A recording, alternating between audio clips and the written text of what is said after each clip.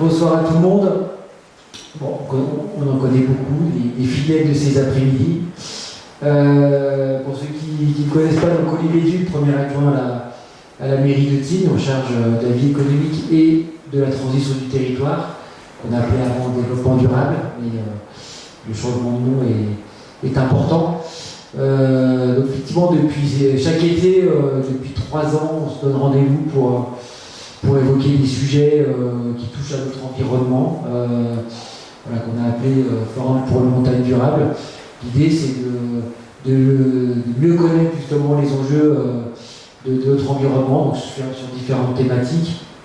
À cet été, on a parlé du pastoralisme, on a parlé également de l'impact de notre bilan carbone ici à Tignes, on a parlé du cycle de l'eau à Tignes avec Jordan, et un sujet qui à l'avenir va devenir très important. On va parler des risques naturels en haute montagne, de différentes choses, un programme très étayé encore pour cet été. Et donc on est ravis que vous soyez présents, parce que l'idée c'est de partager des informations, d'échanger. Donc on a Thierry du Parc de la Vanoise aujourd'hui qui nous accompagne, donc, qui va faire une conférence, mais l'idée c'est que ce soit vraiment en mode forum, donc en mode interaction, échange. Donc toutes les questions sont les bienvenues et on peut dériver par rapport au sujet. Donc, l'idée c'est en tout cas par rapport à nos montagnes, à nos Alpes, à Tignes, à la dynamique en tout cas qui est portée, à le rapport qu'on peut avoir entre Tignes et le Parc de la Vanoise, tous les sujets en tout cas qui nous interpellent et sur lesquels on essaye de créer quelque chose qui a du sens et qui soit durable pour les décennies à venir. Voilà. Et bien, je vais te laisser la parole, mon cher Thierry, pour démarrer presque à l'heure, du coup. Merci à tous. Bonne conférence. Merci beaucoup. Donc, effectivement, je m'appelle Thierry Delahaye, je travaille au Parc national de la Vanoise depuis maintenant une bonne vingtaine d'années. Et en fait, je suis botaniste au parc, et donc c'est moi qui suis en charge de faire les études, de faire les inventaires sur la flore, sur l'ensemble du parc. C'est grand pour un homme seul. Mais bon, j'ai des petits relais quand même que je mobilise. Donc si vous êtes là ce soir, c'est qu'à un moment ou à un autre, vous avez eu l'information de cette affiche, voilà, à la découverte de la flore de Vanoise. Il se trouve que moi aussi, en fait, j'ai eu l'information et je suis allé voir sur le site internet de la commune et c'est là que j'ai vu 20 minutes de présentation et 30 minutes d'échange. C'était pas du tout ce que j'avais préparé. Bon, c'est pas grave. J'ai raccourci au maximum. J'ai une trentaine de vues, de diapositives pour développer mon sujet. Mais effectivement, vous intervenez, vous posez des questions quand vous voulez. C'est vraiment en toute simplicité. Il n'y en a pas qu'un qui parle et d'autres qui écoutent. C'est vraiment libre. Intervenez autant que vous le souhaitez.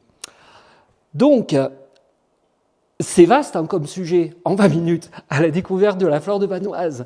Donc j'ai quand même choisi de cibler un petit peu et de recentrer un petit peu le sujet. Je ne vous le dévoile pas tout de suite, il va venir. Il va venir avec d'abord cette première plante. Est-ce que vous avez déjà vu ça? J'ai entendu que vous étiez soit en vacances, soit tignard. Est-ce que vous avez déjà vu cette plante lors de vos randonnées? C'est parfait. Parfait, vous êtes très bon. Très bien, ok. Alors, je ne sais pas ce que cette plante vous inspire. Qu'est-ce qu'elle vous inspire? Je ne sais pas. Peut-être vous êtes de brillants systématiciens. On peut toujours rêver, hein. Il y a peut-être des spécialistes de la classification végétale parmi vous, et quand vous voyez une dryade, vous vous dites « Ah, mais oui, bien sûr, c'est une Equisetophsida de l'ordre des rosales, de la famille des rosacées. » C'est forcément ce qui vous vient en tête quand vous voyez la dryade à 8 pétales. Ok. Peut-être que vous êtes plus intéressé par les usages des plantes, si vous n'êtes pas des taxinomistes pointus. Donc, la dryade à 8 pétales, sachez que ça s'est appelé aussi thé des Alpes ou thé suisse. C'est une plante qui a été utilisée pour faire des infusions. Bon, elle n'est plus aujourd'hui reconnue comme une plante officielle dans la pharmacopée, mais ça reste une plante qui a été utilisée dans nos montagnes comme une plante médicinale. Bien. Peut-être qu'en fait, vous êtes juste poète, contemplatif, et que vous dites « Ah mais oui, la dryade à 8 pétales, elle était là sur le rocher sur lequel on a pique-niqué le jour où on était en itinérance autour du circuit du Mont Pourri ou je ne sais quoi. » Peut-être. Peut-être que vous êtes artiste et que la dryade à 8 pétales, c'est la plus belle aquarelle que vous ayez jamais réussi de votre vie. Non. Bon. Peut-être qu'en fait, vous vous intéressez aux champignons et que vous ne voyez la dryade que comme le support d'un champignon qui ne pousse que sur la dryade. Il y a un petit champignon, petit truc marron, pas très spectaculaire, mais qui ne se développe que sur la dryade à 8 pétales. Étonnant, non? Comment on appelle les spécialistes des champignons? Très bien. 1 point pour vous déjà. Et à la fin, on distribue les médailles, hein, c'est à la mode. Comment on appelle le spécialiste des insectes? 2 points pour vous. Ou alors peut-être que vous êtes juste entomologiste et que c'est pareil, qu'en fait, vous ne voyez à travers la dryade que le petit papillon qui pond ses œufs uniquement sur cette plante et dont la chenille se nourrit uniquement des feuilles, des pétales de la dryade. Peut-être. C'est un champignon comestible? Non, non, non. Bah en fait, moi je suis un petit peu tout ça. Je suis un petit peu tout ça, mais quand je vois la dryade, ben en fait, je vois autre chose. Et dans mon imaginaire à moi, quand je vois la dryade, en fait, je pense au Grand Nord. Bon, il se trouve qu'à presque 60 ans, je fais partie de ces gens qui ont dépensé du kérosène pour aller en vacances quelquefois. Tout à l'heure, il y avait une conférence, enfin, j'ai compris qu'il y avait eu une conférence sur notre bilan carbone. Le mien, il n'a pas toujours été bon. J'essaye de faire attention. Mais il se trouve que je suis allé en vacances en Islande, et en allant en vacances en Islande, quand je m'intéresse aux plantes, j'ai acheté ce petit livre sur la flore d'Islande en arrivant. Et donc voilà, sur la couverture, c'est la dryade que l'on met en évidence sur la flore d'Islande. Donc ça veut dire qu'en Islande, il y a de la dryade aussi, comme à Tignes, comme en Vanoise. Ah, intéressant. Et si j'ouvre un petit bouquin qui présente les plantes de Vanoise, eh bien, qu'est-ce que je trouve, par exemple, une plante qui s'appelle la roribe d'Islande. Tiens, tiens. Roribe d'Islande, si vous voulez voir ça, ça pousse sur le bord des lacs, dans la petite zone de marnage qui s'assèche en fonction de la variation du niveau d'eau. C'est là qu'il faut aller la chercher. Pareil, si vous fréquentez un peu les zones humides en haute montagne, là c'est vraiment au-dessus de 2500 mètres, vous allez peut-être trouver cette petite plante qui s'appelle la Tophieldi boréale. Boréale, tiens, tiens. En vanoise, hein. Là, mes photos, elles sont prises en vanoise. Hein. Pareil, si vous promenez à Tignes, pas très loin d'ici, hein, même au bord des parkings quelquefois, même pas très loin comment on appelle ça, du club Méditerranée, tout ça, eh bien, autour, vous avez encore ce jonc qui est assez facile à repérer dans le paysage parce qu'il a une teinte très sombre qu'on appelle le jonc arctique. D'Islande, arctique, boréal, ça ne fait pas très nom d'ici. Hein, avouons. Alors, je vais annoncer une lapalissade parce que c'est quelque chose que vous vous êtes tous rendu compte, les plantes ne sont pas toutes les mêmes au même endroit. C'est pareil. Je continue un peu d'expier mes péchés. C'est vrai, j'ai aussi été en vacances à La Réunion. Ça fonctionne. J'ai aussi été en vacances à La Réunion. Si vous comparez en fait la flore d'une forêt tropicale, comme cette forêt de Bébour à La Réunion, ou une pelouse, des rochers, des sources, etc., là on est à Champagny, vous vous doutez bien qu'il n'y a pas une seule espèce en commun. Ça paraît, voilà, c'est une évidence. Par contre, tout à l'heure, je vous ai dit, bah oui, mais quand même, la dryade, elle est en Islande et puis elle est aussi chez nous. Donc, quelquefois, c'est différent, mais quelquefois, il y a quand même des points communs. Et ce n'était pas du tout ça que je voulais faire. Donc, les plantes n'ont pas ce qu'on appelle les mêmes aires de distribution. Question un petit peu plus difficile. Je regarde quand même ceux qui ont déjà eu des bonnes notes. Comment on appelle en fait la science qui étudie justement à la fois ces aires de distribution et le déterminisme en fait de ces aires de distribution? Là, c'est la question super banco. La chorologie. Vous vous arrangerez pour le placer dans le prochain repas de famille. Donc les plantes n'ont pas toutes les mêmes aires de distribution. Ces aires de distribution, d'où elles viennent? Elles viennent de l'histoire déjà très très ancienne de la Terre. Peut-être que vous avez des souvenirs de vos cours de géologie du collège. Je crois que la géologie, c'était en 4e, où on apprenait la tectonique des plaques. Ça vous réévoque des petits lointains souvenirs. Tout le monde est ému, je vois, en se rappelant sa classe de 4e. Et son professeur de sciences naturelles. Bref. Donc, en fait, les continents n'ont pas toujours eu la même place à la surface de la planète. Et aujourd'hui, en fait, se déterminent sur la surface de la Terre ce qu'on appelle des grands empires floristiques, qui est lié en fait à cette histoire très très ancienne de la dérive des continents. Si on veut faire très simple, il faut se dire que par exemple l'Eurasie et l'Amérique du Nord se sont séparés il y a moins longtemps que l'Eurasie et l'Australie. Que donc si vous vous promenez en Eurasie ou même en Amérique du Nord, un botaniste qui travaille en Vanoise ne va pas être complètement perdu. Ça ne sera pas tout à fait les mêmes plantes, ça sera pas... mais il y aura quand même des petits aires de famille communes, des genres communs, etc.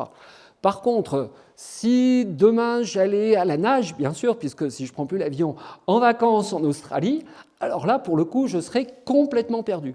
Parce que c'est des continents qui ont été éloignés depuis très longtemps et donc qui ont eu une histoire complètement différente dans l'évolution de la flore que l'on voit aujourd'hui. Voilà, dit de manière très, très simple et très rapide. Il y a un autre phénomène qui a complètement en fait bouleversé la composition floristique qu'on observe aujourd'hui, même chez nous en Vanoise, ce sont les dernières glaciations. Il y a une histoire très ancienne et il y a une histoire plus récente. L'histoire très ancienne, ça se chiffrait, vous avez vu, en dizaines, centaines de millions d'années. Les glaciations, c'est des milliers d'années. C'est une histoire très récente. Et donc, il faut se dire qu'à la fin, c'était à peu près quand la fin de la dernière glaciation? C'était il y a 12 000 ans. C'est hier. À l'échelle de la vie de la Terre, c'est juste hier. Vous avez un ordre de grandeur sur la Terre, à quel âge à peu près?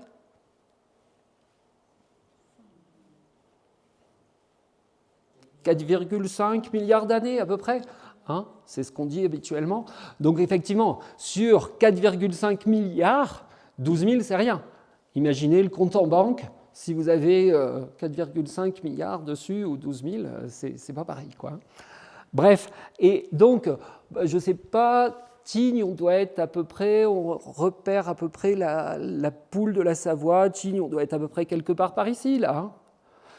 Donc en fait, il faut imaginer qu'il y a 12 000 ans, on était sous la glace. Sous la glace, il n'y a plus beaucoup de fleurs. Donc effectivement, il y a eu une espèce de remise à zéro de toute la flore qui était présente autrefois, mais qui a été recouverte par ces glaciers et qui a donc complètement changé à une époque relativement récente. C'est pas de la pub, mais c'est une petite illustration pour évoquer ce phénomène. Monsieur Sylvain Coutran, c'est un c'est un chercheur maintenant qui a fait sa thèse justement sur l'évolution de ces glaciers lors des dernières glaciations et qui, par des vues comme ça un peu modélisées à l'ordinateur, a recréé en fait les paysages tels qu'ils pouvaient l'être il y a 12 000 ans. Là, on est dans le Grésivaudan et donc vous avez les glaciers qui viennent s'étendre sur Grenoble. C'est quand même fou, quoi. Alors, c'est des paysages que vous connaissez peut-être alors à Tignes, généralement, vous êtes au-dessus, vous avez de la chance, mais ces paysages qu'on dit de mer de nuages, en fait, ces paysages de mer de nuages, ça nous donne un petit peu une idée de ce que pouvaient être ces paysages à l'époque où tout était recouvert par les glaciers.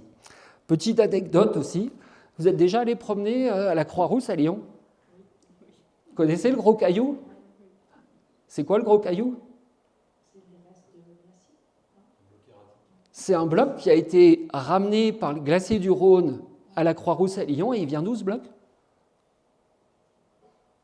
De Vanoise. Oui. C'est un caillou que les glaciers de Vanoise ont descendu jusqu'à la Croix-Rousse à Lyon. C'est la même composition, le gros caillou, que les roches de Haute-Tarentaise ou de Haute-Maurienne. C'est fou, quoi. Bref. Alors, vous l'avez vu, mais je peux revenir en arrière, dans ces paysages reconstitués ou imaginés, parce qu'on n'avait pas de photos il y a 12 000 ans, même pendant ces périodes glaciaires, il y a en fait eu quand même des secteurs qui ont émergé de la glace et qui ont pu servir de refuge à une partie de la flore.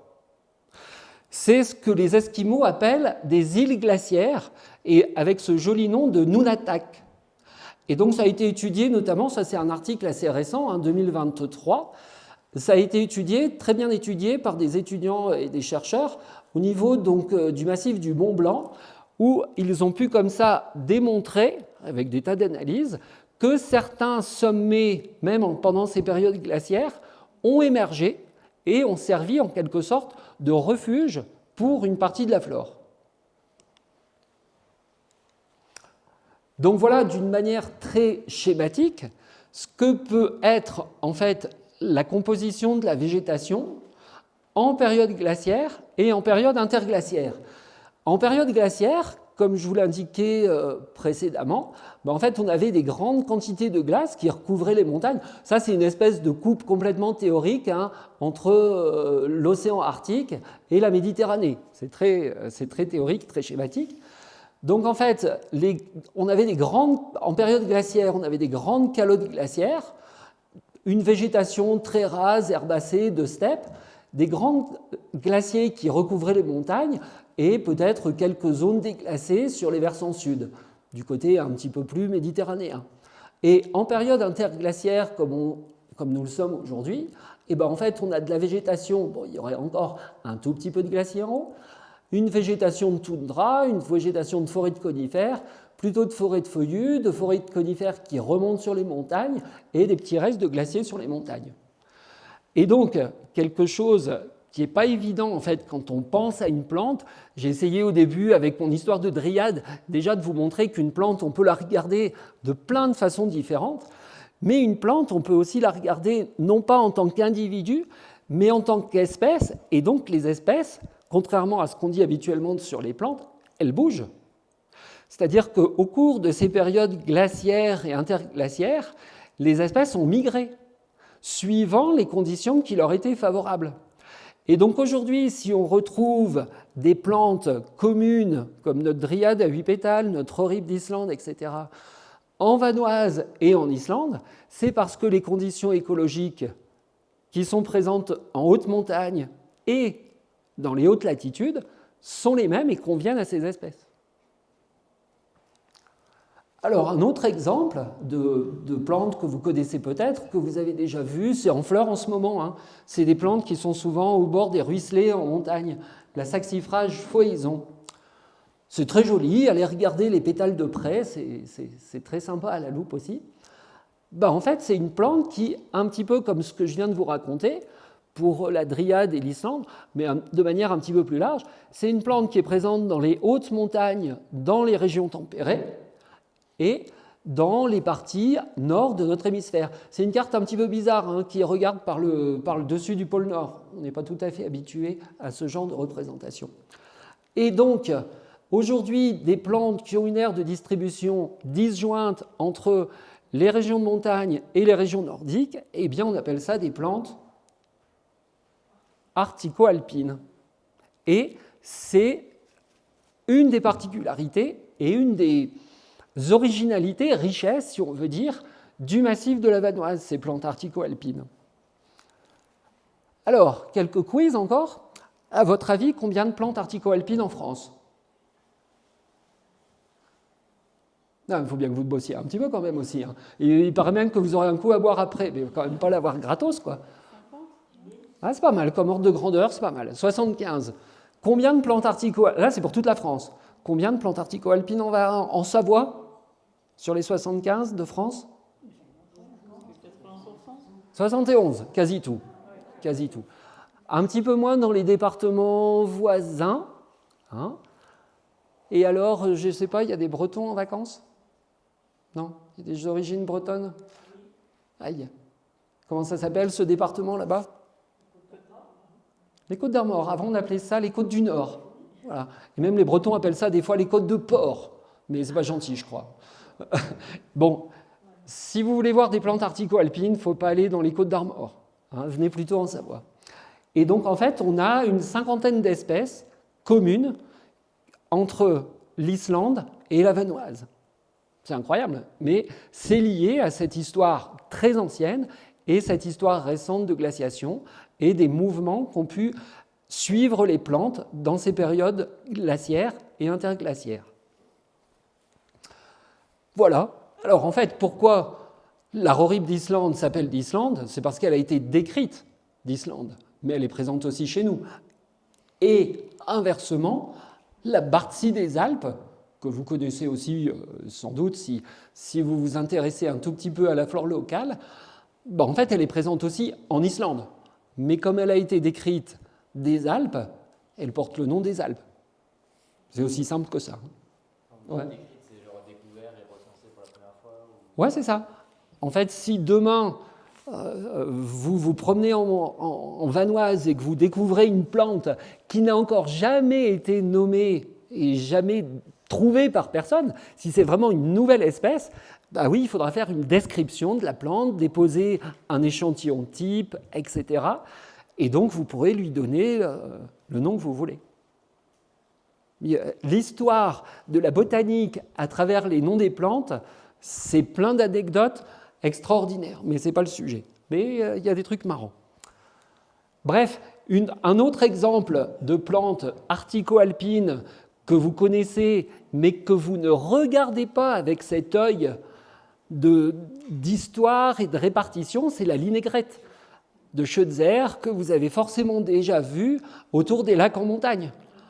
Eh bien, regardez-la aujourd'hui avec ce regard de se dire, ben en fait, la petite linaigrette qui est là, elle est aussi dans les pays nordiques et en fait, c'est pour nous une espèce de relicte glaciaire qui est témoin en fait d'une histoire ancienne et qui est encore présente chez nous. Pour combien de temps? On va en discuter ensuite. Oui, ben, un autre exemple très classique, la renoncule des glaciers, bien nommée. C'est pas Chevalot, hein, le glacier. Hein. Je ne sais pas si c'est glacier d'ailleurs, Chevalot. Bref. Mais voilà. Donc en Vanoise ou en Islande, c'est bien la même espèce que l'on retrouve avec ces aires de distribution disjointes. Alors vraiment, si j'imagine que d'ici 10 minutes, un quart d'heure, quand j'aurai fini de parler, vous serez tous passionnés de plantes artico-alpines et que vous voudriez aller en voir. Donc, où aller voir des plantes artico-alpines en Vanoise? Ce n'est pas forcément des plantes rares. Vous l'avez vu avec la dryade, vous l'avez vu avec la linaigrette de Schutzer. C'est des plantes que vous connaissez si vous randonnez un tout petit peu. Alors là, c'est une espèce de diagramme sur lequel j'ai compilé un peu plus de 5000 observations de plantes artico-alpines par tranche altitudinale. Donc effectivement, il faut monter. Il faut aller autour de 2500, 2200, 2500 mètres pour voir des plantes artico-alpines. Il y en a quelques-unes qui descendent, mais leurs conditions écologiques optimales, elles sont là-haut. Et un endroit particulier pour voir beaucoup de plantes artico-alpines, c'est ces petites dépressions que vous connaissez peut-être sans en prendre conscience quelquefois quand vous randonnez. C'est ce qu'on appelle les combes à neige. Ces secteurs, ces dépressions un petit peu imperméables, où la neige va s'accumuler et va rester plus longtemps qu'à côté. Donc là, toutes les plantes qui poussent dans ces combes à neige, pas toutes, mais quand même très majoritairement, ce sont des plantes artico-alpines. Alors, c'est ce qu'on disait habituellement, c'est que ces combes à neige, en fait, elles arrivaient à rester sous la neige 8 à 10 mois par an. Bon, vu les enneigements qui diminuent d'année en année, c'est vrai que ça a tendance un petit peu à régresser. Et donc, les plantes, en fait, elles sont adaptées pour vivre dans ces milieux, notamment en ayant un cycle de vie très court. C'est-à-dire qu'entre le moment où la neige disparaît à la fin du printemps et où les premières neiges reviennent au début de l'automne, ben en fait, il faut avoir poussé, il faut avoir fait ses feuilles, il faut avoir fait ses fleurs, il faut avoir été fécondé, il faut avoir fait ses graines pour assurer la descendance pour l'année d'après. Donc forcément, c'est des plantes qui ont un cycle de vie très adapté et très particulier, lié à ces dépressions où la neige s'accumule. Alors, c'est un des milieux sur lequel, en fait, on essaye de porter notre attention et nos efforts d'observation et d'étude sur le territoire du parc. Donc voilà, on a à notre disposition une petite brochure qu'a réalisée le Conservatoire botanique. C'est un organisme avec qui on travaille souvent, qui présente toutes ces espèces de combes-à-neige pour nous aider un petit peu à les reconnaître. Et donc tout ça s'inscrit dans un réseau d'observateurs qu'on appelle le réseau Flore Sentinelle. Alors, parmi les plantes complètement symboliques de ces combes-à-neige se trouve un petit saule. Vous savez qu'en altitude, il y a des saules qui font quelques centimètres de haut. Alors j'aime bien parce que ça a évoqué ça chez un auteur qui étudiait justement les champignons liés à ces petits saules d'altitude et qui a décrit ça comme une forêt feuillue et pygmée de quelques centimètres. Il a appelé ça, il a inventé, si vous voulez, le mot micro-sylve, micro-forêt. Et Linné, à qui on doit toute la systématique et toute la classification des êtres vivants, disait que c'était le plus petit parmi tous les arbres, ce petit saule herbacé. Vous connaissez une des particularités des saules ?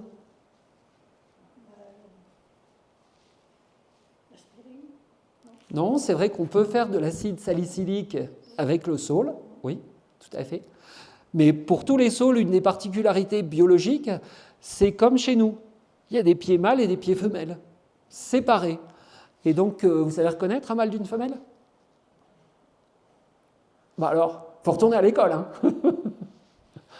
En haut, c'est un mâle ou une femelle à votre avis ? En fait, ça, c'est des ovaires. Donc, c'est plutôt... Et puis ici, c'est des étamines. Donc, c'est plutôt un mâle. Et tous les saules, même les arbres, c'est pieds mâles et pieds femelles séparés.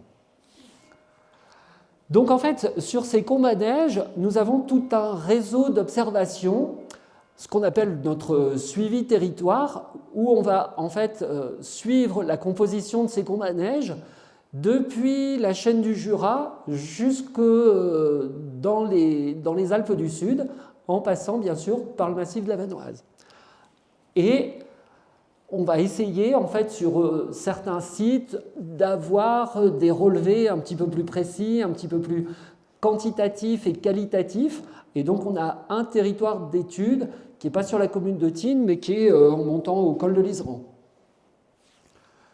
Donc voilà, si je grossis un petit peu tous les sites qui sont suivis sur ces combes-à-neige au niveau du parc, sur le territoire que vous connaissez peut-être un petit peu mieux que d'autres en vous promenant. Une autre espèce typique, c'est combes-à-neige. Donc effectivement, les plantes qui vivent dans ces combes-à-neige, vous avez compris pour le saule, ce sont toujours des petites plantes. C'est-à-dire que sur 2 mois de végétation ou 3 mois, on n'a pas le temps de pousser et de faire des grandes tiges, etc. Donc une plante typique de ces combes-à-neige porte bien son nom et on se doute bien que ça ne va pas être un séquoia géant, une aphale couchée. Donc si je reprécise un petit peu, voilà, ça c'est un site à Ossois où on a comme ça un certain nombre de mailles. En fait, c'est des carrés de 50 mètres sur 50 mètres dans lesquels on va recenser toutes les espèces présentes et en tout cas toutes les espèces caractéristiques des combes-à-neige. C'est pas toujours facile, la vie de botaniste. Donc, oui, on a quand même un fort risque de coup de soleil sur l'arrière des cuisses, quand même. Bref. Donc, en fait, dans ce suivi territoire où on étudie en fait la composition de chacune de ces mailles, on essaye d'y aller le plus possible, ou en tout cas 4 ou 5, et puis on balaye. Et en fait, balayer 50 mètres sur 50 mètres pour rechercher des plantes lilliputiennes, c'est pas si facile que ça, et de renoter toutes ces espèces. Et puis sur d'autres sites, ça c'est le site de l'Iseran, donc en fait, on voit bien la combe-à-neige, la dépression. Là, on tend un grand mètre ruban, et tous les 50 cm, on dispose d'un petit cadre comme ça, qui est lui-même subdivisé. Et donc là, on va noter toutes les espèces qui sont présentes pour avoir des relevés statistiques à l'intérieur de ces combes-à-neige. Alors, globalement, ce qu'on peut dire, c'est qu'en fait, on n'a pas un très très grand recul encore, mais ce qu'on a pu commencer à observer sur une douzaine d'années, c'est que sur les combes à neige les plus basses en altitude, on n'a pas l'impression d'avoir révolutionné la science quand on dit ça, hein, mais on observe en fait une diminution des espèces caractéristiques des combes à neige, même sur une douzaine d'années, et notamment sur les combes à neige les plus basses. Je pense en particulier à certains sites où on fait des relevés à Termignon, en Maurienne, de l'autre côté de la vallée. Donc là, sur la combe à neige la plus basse en altitude, en 12 ans, on a déjà perdu 2 espèces, c'est pas grand-chose, mais 2 espèces caractéristiques des combes à neige qui étaient présentes il y a 12 ans et qu'on a, même en fouillant, pas millimètre par millimètre, mais vraiment mètre par mètre, on ne les a jamais retrouvées. Enfin, on ne les a pas retrouvées. Bon. Donc en fait, ce qu'il faut que vous compreniez, et on retrouve un petit peu le thème de ces ateliers vers une montagne durable, vous avez compris, j'espère, mais sinon je insiste un tout petit peu, qu'en fait les plantes, elles ont un domaine vital, et que ce domaine vital correspond à des conditions écologiques bien particulières. Notre dryade en Islande ou notre dryade dans les hautes montagnes. Si les conditions écologiques changent, comme elles ont changé dans ces périodes glaciaires et interglaciaires, la zone de présence optimale pour une plante, c'est ce que représente en fait ici un espèce de polygone, si cette zone optimale se déplace lentement, les plantes ont le temps de suivre. Par contre, si les conditions écologiques changent trop brutalement, en fait, les plantes n'ont pas le temps de se déplacer, entre guillemets. Ce n'est pas la plante en elle-même qui se déplace, c'est l'espèce qui se déplace. Elles n'ont pas le temps de suivre et de rester dans les conditions écologiques qui leur conviennent. Vous arrivez à piger ça? Et donc c'est tout l'enjeu justement de ces plantes artico-alpines qui sont vraiment, vous avez vu, une grosse originalité de la flore de France, de la flore de Vanoise. Quel va être leur devenir par rapport à ces évolutions et à ces réchauffements climatiques très rapides? Un autre exemple de plante artico-alpine que vous connaissez peut-être, une petite gentiane, il y a plein de petites gentianes en Vanoise, c'est ce qu'on appelle la gentiane des neiges. Bien nommée, elle est petite, elle est ramifiée. C'était une plante qui était présente également sur la haute chaîne du Jura. Alors, je vous le dis, je l'ai vue sur la haute chaîne du Jura. Je crois que la dernière observation, c'est 2007. Et depuis 2007, elle n'a jamais été revue. Tout simplement, ça culmine à quelle altitude, le Jura ? 1700. Il crée de la neige, le reculé, tout ça, c'est à peu près 1700. Et bien, une fois qu'elles se sont pris une ou deux canicules sur le bout du nez, ces petites gentianes des neiges, en fait, elles n'ont pas trouvé de terrain pour continuer en fait à retrouver des conditions écologiques qui lui conviennent. Elles ont grillé sur place et elles n'ont pas pu aller plus haut, puisque de toute façon, là, la montagne n'allait pas plus haut. Donc on considère aujourd'hui que la gentiane des neiges, jusqu'à ce qu'on la retrouve, mais c'est bien peu probable, a disparu de la haute chaîne du Jura.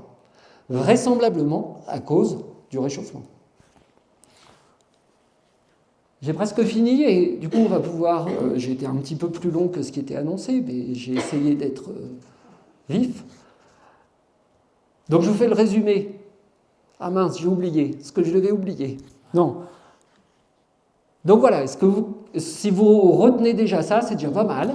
Hein.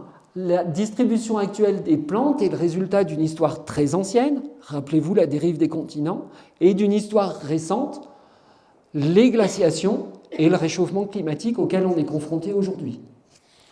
Hein, je vous rappelle ces petits mots jolis. Et la Vanoise, vraiment, c'est un territoire exceptionnel en France pour ces artico-alpines. C'était à la découverte de la flore de Vanoise, mais si vous devez retenir qu'une seule chose de la flore de Vanoise, c'est ce côté exceptionnel sur des artico-alpines. Quand on a dit ça, on n'a pas répondu à tout, puisque ces plantes sont aujourd'hui sur des territoires séparés. Forcément, elles continuent d'évoluer, chacune dans leur coin. Et donc, par exemple, chez les saules, qu'on a évoqués tout à l'heure, aujourd'hui, on sait que les espèces qui sont présentes dans les pays nordiques c'est plus les mêmes espèces que celles qui sont présentes chez nous dans les Alpes. L'évolution a donné naissance en fait à de nouvelles espèces. Aujourd'hui, la dryade à 8 pétales, c'est toujours la même en Islande et chez nous.